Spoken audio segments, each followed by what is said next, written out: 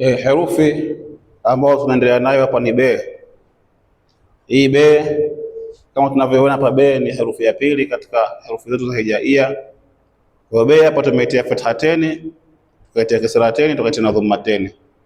Kwa hiyo itakuwa kama ifuatavyo: be fathateni ban. Yenyewe be ikishakuwa na fathateni inasomeka kama vile ban.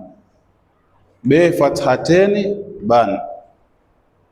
Be ikiwa na kisrateni inasomeka bin, bin. Be kisrateni bin. Be fathateni ban. Be kisrateni bin. Be ikiwa na dhammateni inasomeka bun. Kwa be fathateni ban, be kisrateni bin, be dhammateni bun, ban, bin, bun. Hivyo ndio inavyosomeka hivyo, ban, bin, bun. Tukija herufi ya tatu ni te, kama ilivyokuwa hapa, herufi ya kwanza, ya pili, ya tatu. Kadhalika te, te, te, te inakuwa hivi: te fatha ten inasomeka tan.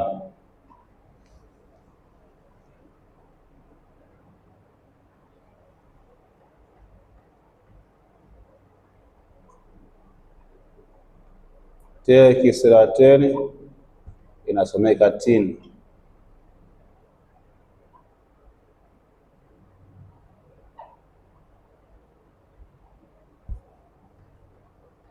Te dhamma ten inasomeka tun.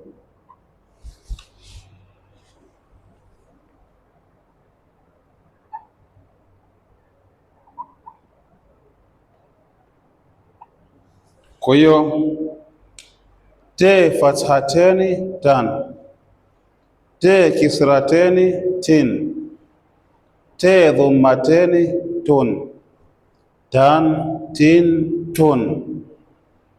Te fathateni tan, te kisrateni tin, te dhammateni tun, tan, tin, tun. Kwa inshallah tukianza hapa: be fathateni ban, be kisrateni bin, be dhammateni bun, ban, bin, bun. Te fathateni tan, te kisrateni tin, te dhammateni tun, tan, tin, tun. Inshallah taala unatakiwa uzirudie hizo. Tumesoma kanuni yetu mpaka hapa, tulianzia kule mwanzo mpaka hapa, namna ya kuzitumia herufi zetu katika vitu hivi. Inshallah taala tutamalizia katika durusi zijazo vitu vinavyofuata inshallah. Wa hadha, assalamu alaikum minkum.